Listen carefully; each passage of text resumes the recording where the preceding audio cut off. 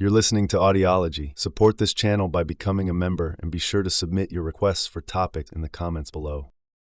On May 22, 1780, Major Patrick Ferguson was given a very important job as the inspector of militia. His mission? He was to head over to the region that was once known as Tryon County. His goal there was to gather up and organize units of loyalists, basically groups of people in the Carolina backcountry who were still loyal to the British Crown. And why was he doing all this? Ferguson's task was crucial for safeguarding the left flank of the main forces under Lord Cornwallis, which were stationed at Charlotte, North Carolina. On the morning of August 18, 1780, a group of 200 Patriot fighters on horseback, led by Colonels Isaac Shelby, James Williams, and Elijah Clark, got ready to launch a surprise attack on a Loyalist camp located at Musgrove's mill. This site was key as it not only controlled the local grain but also oversaw a crossing point over the Inori River. The confrontation, now known as the Battle of Musgrove Mill, happened on August 19, 1780, close to a river crossing of the Inori River, near where Spartanburg, Laurens, and Union counties in South Carolina meet today. The Patriots were hoping to catch off guard a similar number of Loyalists, but their plans changed when a local farmer tipped them off that the Loyalists, often called Tories, had recently been reinforced. They were joined by around 100 Loyalist militia members and 200 provincial regulars who were on their way to connect with British Major Patrick Ferguson. The skirmish lasted about an hour, during which the Patriots managed to kill 63 Tories, wound an unspecified number, and capture 70 of them. In contrast, Patriots saw relatively light losses, with about 4 of their own killed and 12 wounded. After this battle, some of the Patriot leaders thought about attacking the Tory stronghold in 96, South Carolina. However, they quickly abandoned the plan after hearing that a large Patriot force had been defeated at Camden just 3 days earlier.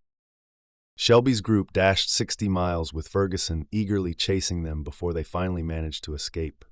This feat came right after General Horatio Gates faced a humiliating defeat at Camden, but the victory at Musgrove Mill lifted the spirits of the Patriots.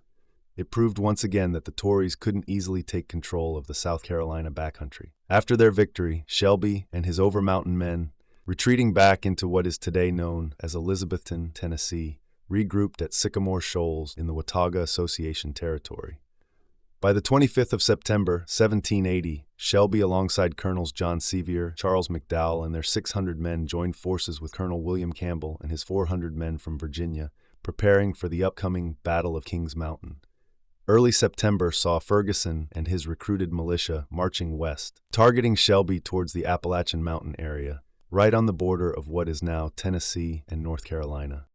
By the 10th of September, Ferguson had set up camp in Gilberttown, North Carolina. He issued a challenge, warning Patriot leaders to surrender or face devastation. Isaac Shelby and John Sevier, representing the Patriot militia from what's now northeast Tennessee, decided to confront Ferguson, in preparation for what was to come. Moreover, the Patriot leaders called on Virginia's militia leader William Campbell to join them at Sycamore Shoals. Campbell summoned Benjamin Cleveland and his militia from North Carolina. With additional forces from the McDowell brothers and Arthur Campbell, about 1,100 volunteers, known as Overmountain Men for settling beyond the Appalachian ridgeline, gathered on the 25th of September, 1780, thanks partly to peaceful negotiations with the Cherokee. They ventured over Roan Mountain and headed towards their British Loyalist adversaries. By the 30th of September, they had rendezvoused with Benjamin Cleveland and his men, making them 1,400 strong, and chose William Campbell as their principal leader, though they agreed to a collective command. Meanwhile, Ferguson received news of the advancing Patriot force from 2 deserters. After a puzzling delay, he retreated, seeking help from Lord Cornwallis in Charlotte, though his request for reinforcement arrived too late. By the 1st of October, Ferguson was near Broad River, North Carolina, issuing yet another bold call to arms against the advancing militia he disdainfully referred to as a set of mongrels. The Patriot militia, now joined by 30 Georgians, pressed on towards Ferguson. American spies located Ferguson camped at Kings Mountain with around 1,200 men, a position he chose despite Charlotte being within a day's reach. Racing against time, 900 Patriot militiamen mounted horses and set off for Kings Mountain, marching through relentless rain. By the morning of the 7th of October, they had crossed the Broad River. By early afternoon, they reached Ferguson's position and didn't hesitate to surround the ridge and launch their attack. The battle kicked off around 3 p.m. when 900 Patriots, among them John Crockett, Davy Crockett's father, made their way to the Western Ridge's steep base. They broke into 8 groups, each having between 100 to 200 men. Ferguson, leading the opposing side with his 1,100 men, didn't realize the Patriots had caught up. He stood out as the sole regular British soldier, with his force mainly composed of Loyalist militia from Carolina, save for around 100 red-uniformed provincials from New York.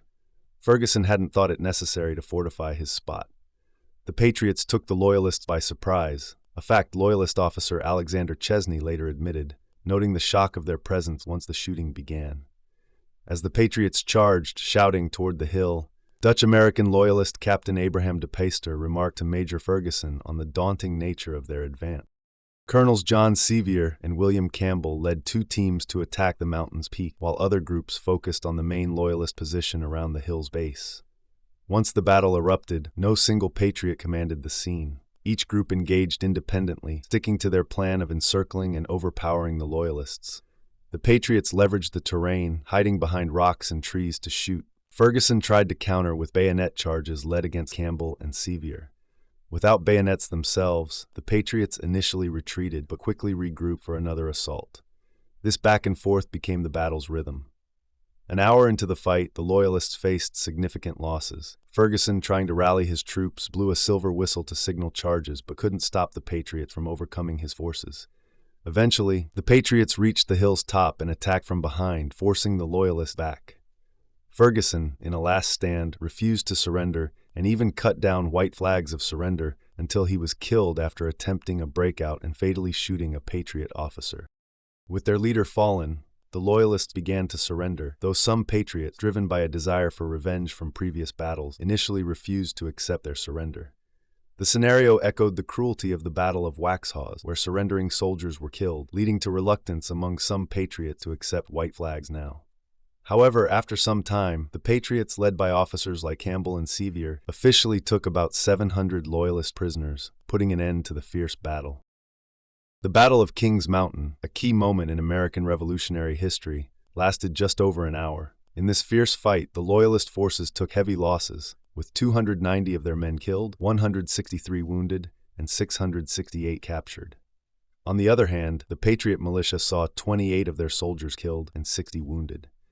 Fearing the approach of British General Cornwallis, the victorious Patriots quickly left the area, taking with them Loyalist prisoners who could walk, to camps miles away from the battlefield. Sadly, the dead were hastily buried, and some of the wounded were left behind. There are reports that the body of the Loyalist leader Ferguson was mistreated before being buried. Both the winning side and their prisoners nearly starved on their retreat due to poor supply planning. On October 20th, during their retreat, the Patriots set up swift military trials for the Loyalist prisoners they accused of several crimes, including treason. These trials took place on the Biggerstaff land in present-day Rutherford County, North Carolina, a place deeply intertwined with loyalties on both sides of the war. Ultimately, 36 Loyalist prisoners were found guilty, and 9 were hanged before the proceedings were stopped. The Patriots soon scattered, and most of the Loyalist prisoners managed to escape. A Loyalist from New York, Lieutenant Anthony Allaire, offers a rare personal glimpse into these events through his diary. Captured at Kings Mountain, Allaire survived the march and harsh treatment, eventually escaping to recount his ordeal and the moments leading up to the battle. The impact of Kings Mountain was profound, marking a turning point in the American fight for independence. It followed a series of American defeats in the Carolinas, but restored Patriot morale by breaking the back of Loyalist military power in the region. It also made British General Cornwallis rethink his strategy, leading him to withdraw from an intended advance into North Carolina. Leaders and historians alike have highlighted the significance of Kings Mountain. Theodore Roosevelt saw it as a brilliant victory pivotal to the American Revolution. Thomas Jefferson deemed it the moment when the tide of success turned. President Herbert Hoover, speaking at the site, emphasized its underrated yet crucial role in the broader context of the Revolution, placing it alongside the famous battles of Lexington, Bunker Hill, Trenton, and Yorktown in its importance. Recognizing its historical value, Congress established the Kings Mountain National Military Park in 1931 at the battle site. Located in Blacksburg, South Carolina, the park now welcomes hundreds of thousands of visitors each year, preserving the memory of a battle that played a crucial role in America's fight for freedom. Thanks for watching. Share your thoughts in the comments and subscribe for more content.